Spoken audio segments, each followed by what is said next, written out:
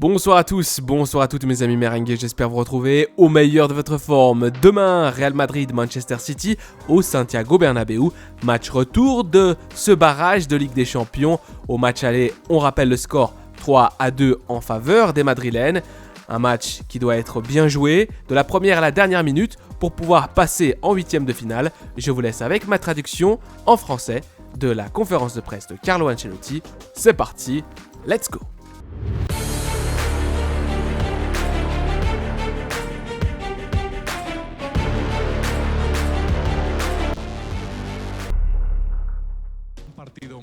Encore une fois, demain c'est un grand match entre deux candidats au titre à la Ligue des Champions. D'après ce que nous avons vu au match aller, d'après l'importance du stade Santiago Bernabéu demain, d'après les résultats du Real, à quoi vous attendez-vous demain contre City? Je m'attends à un match divertissant, compliqué et difficile.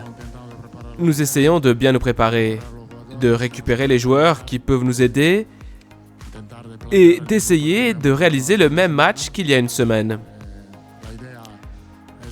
Telle est l'idée. Évidemment, en tenant en compte de toutes les difficultés dans ce type de match, d'une éliminatoire où tout se joue en 90 minutes. J'allais poser une question sur le match, c'est pour cela que nous sommes ici, un grand match de Ligue des Champions. Mais tout ce dont vous avez parlé, ce que nous avons vu hier dans le match entre Barcelone et le Rayo, je ne sais pas si vous avez quelque chose à nous dire, quelque chose que vous nous avez dit samedi dernier à El Sadar, que dans les trois derniers matchs, on avait pu voir les images de ce qui s'est passé en Liga. Je ne sais pas si vous avez quelque chose à nous redire. Je n'ai rien à dire. J'ai déjà donné mon avis sur ce qui s'est passé et ce qui se passe. Ce qui se passe est tout à fait étonnant, surprenant. Et je n'ai rien à ajouter en ce sens. Évidemment, nous ne sommes pas contents de ce qui s'est passé. De ce qui s'est passé contre Osasuna, de ce qui s'est passé contre l'Atlético. Ce sont trois matchs où je pense que nous avons été lésés par les décisions, par certaines décisions que nous ne comprenons toujours pas et que je ne comprends pas. La Ligue des Champions est de retour. Vous sentez-vous plus détendu en ce qui concerne l'arbitrage européen ? Oui, parce que je pense que les statistiques parlent d'elles-mêmes. En Europe, il y a beaucoup moins de controverses à ce sujet, il y a beaucoup moins d'interventions de la VAR. La VAR intervient que lorsque c'est nécessaire. Je pense qu'il faut aussi tenir compte du fait qu'en Ligue des Champions, habituellement, ce sont généralement les meilleurs arbitres de chaque pays qui officient, qui arbitrent. La qualité est donc très élevée à cet égard. Après avoir battu Newcastle, Guardiola a déclaré ce week-end que son équipe avait 1% de chance de passer demain. Croyez-vous que vous avez 99% de chance d'éliminer City demain? Ou pensez-vous qu'il s'agit d'une stratégie pour encourager son équipe? Eh bien, il ne le pense pas vraiment. Demain, avant le match, je lui demanderai s'il pense réellement qu'il a 1% de chance. En réalité, il pense qu'il a plus que ça, ce qui est normal. Nous ne pensons pas non plus avoir 99% de chance de passer. Nous pensons que nous avons un petit avantage, oui, que nous devons mettre à profit en essayant de jouer et de réaliser le même match qu'à l'aller, où tout s'est finalement bien passé. Vous dites que vous vous sentez plus tranquille lors d'un match de Ligue des Champions que lors d'un match de championnat, qu'il n'y a pas autant de controverses. Lors des derniers matchs, vous vous êtes plaint des erreurs commises. Je voulais vous demander si vous pensez qu'il s'agit de quelque chose de ponctuel ou si vous pensez qu'il pourrait s'agir de quelque chose d'orchestré, si le championnat pourrait être corrompu. Je vous dis ce que je vois et je pense qu'au cours de ces derniers matchs, ils ont commis des erreurs assez évidentes. Vous arrivez demain avec un avantage et cela s'est déjà produit auparavant lors de vos deux périodes au Real et vous avez parfois eu du mal à vous qualifier.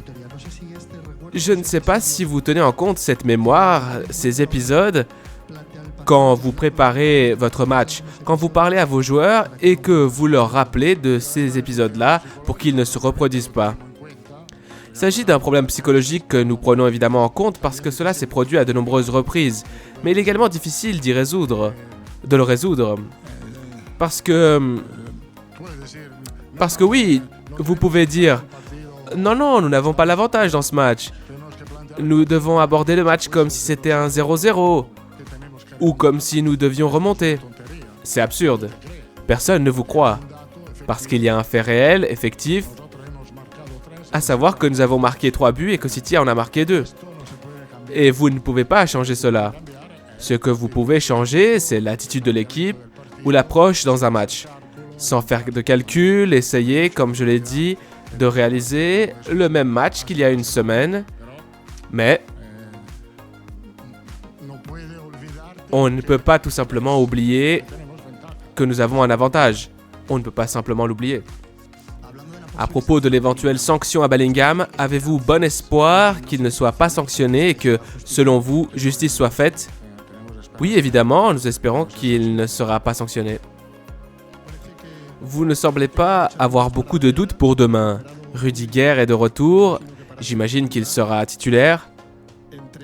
Entre Tchouaméni qui revient au milieu de terrain, sa place habituelle, et Asensio avec la méritocratie qu'il a montrée, s'il s'installe dans l'axe de la défense, il n'y a pas beaucoup de doutes, n'est-ce pas? Non, j'en ai pas. Il se peut que vous en ayez, vous. C'est la doute que vous avez. C'est aussi la doute que j'ai eue, moi. Mais, comment on dit? Dissipée. Mais elle s'est dissipée. Que j'ai dissipée. Donne-moi cette opportunité que tu aies toujours des doutes, de te laisser dans le doute jusqu'à demain. Non, non, je plaisante. Rudiger peut jouer dès le début. Tchouaméni peut jouer en pivot. Et Asensio pourrait aussi jouer comme défenseur central. Nous devons voir. Nous devons aussi voir comment Valverde se porte parce qu'il s'est entraîné aujourd'hui et qu'il a de bonnes sensations. Il a eu un jour de plus pour récupérer car il était un peu touché depuis le match contre Osasuna. Il se peut que Raoul joue également au poste d'arrière droit, dans ce sens. Voilà. Vous avez couru après le fameux engagement défensif collectif toute la saison et comme par hasard, par hasard oui, la semaine où votre équipe montre plus d'engagement défensif collectif, vous faites match nul dans le derby, vous gagnez à l'Etihad et vous perdez des points à El Sadar. Il est vrai qu'une bonne partie du match, vous avez joué avec un joueur en moins, mais je ne sais pas quelle évaluation vous faites à huis clos avec vos assistants. Si vous trouvez une explication ou si vous vous dites « Eh, plus on est bon, moins on a de bons résultats ». Que dites-vous derrière les coulisses? Oui, je pense que ces 3 matchs ont été difficiles, exigeants. Nous n'avons obtenu qu'un seul bon résultat contre City, mais l'équipe joue bien en ce moment. Et c'est ce qui nous donne de la confiance et un esprit positif. Nous devons continuer à bien jouer, avec de la qualité et surtout, ce qui a été le plus marquant, ce n'est pas la qualité de ces derniers matchs, mais le sacrifice, l'engagement collectif que nous avons été capables de montrer. Je voulais vous poser une question sur Lucas Vázquez. Est-il prêt à jouer demain? Est-il prêt à être titulaire? Il ne s'est pas entraîné aujourd'hui. Non, pas encore. Je pense qu'il pourra aller sur le banc. Mais il n'a pas encore terminé son programme de récupération. Cela fait presque 9 ans que nous avons la VAR. Nous pouvons faire le point. Vous avez dit tout à l'heure que la VAR a été moins utilisée en Ligue des Champions. Il y a beaucoup de controverses à ce sujet. Nous avons ici 2 Italiens. En Italie, il y a aussi beaucoup de controverses. Je ne sais pas comment vous voyez les choses. Après 9 ans, on nous a dit que la VAR était venue pour nous aider, pour vous aider surtout, et je ne sais pas si c'est le cas. Oui, j'ai des doutes. Et j'ai des doutes parce que je pense que la VAR a enlevé un peu, beaucoup ou trop de responsabilité à celui qui doit juger, c'est-à-dire l'arbitre. Dès lors qu'on retire cette responsabilité à l'arbitre, on invente un système quelque peu dangereux. La VAR a été introduite pour éliminer les erreurs flagrantes, évidentes, et non pour des interventions qui sont propres au football. Donc souvent, on cherche à donner une image en enlevant tout ce qui est naturel, de la naturalité dans le football. Je vois beaucoup de pénaltys, pas seulement contre nous, mais beaucoup de piétinements qui font partie du... Ouais, je ne sais pas combien de joueurs ou d'entraîneurs sont d'accord avec ce type de penalty. Par exemple, le penalty de l'Atlético Madrid de Lenormand à Borja Iglesias, il est difficile à comprendre. Il est difficile de le comprendre comme il est difficile de comprendre le penalty de Tchouaméni ou le penalty de Camavinga. Donc tout ça, je pense que moins d'intervention de la VAR nous donne plus de responsabilités aux arbitres qui peuvent évidemment faire des erreurs, mais que la décision soit prise par la VAR, je ne le comprends pas. Je voulais savoir si vous avez le sentiment que Mbappé est à son meilleur niveau depuis son arrivée au Real Madrid. Si vous le voyez confiant, comme jamais auparavant, au niveau du jeu, de son attitude, et si vous avez remarqué aussi dans ces derniers jours une plus grande excitation ou motivation avant son premier grand rendez-vous avec Madrid. Non, je ne vois rien de nouveau. Je pense qu'il est motivé, qu'il est bien physiquement, qu'il le montre, qu'il est motivé comme tous les autres. Je pense que lui, qu'il gère très bien le stress avant le match. Il est très calme, très tranquille. Il a une bonne gestion de son stress.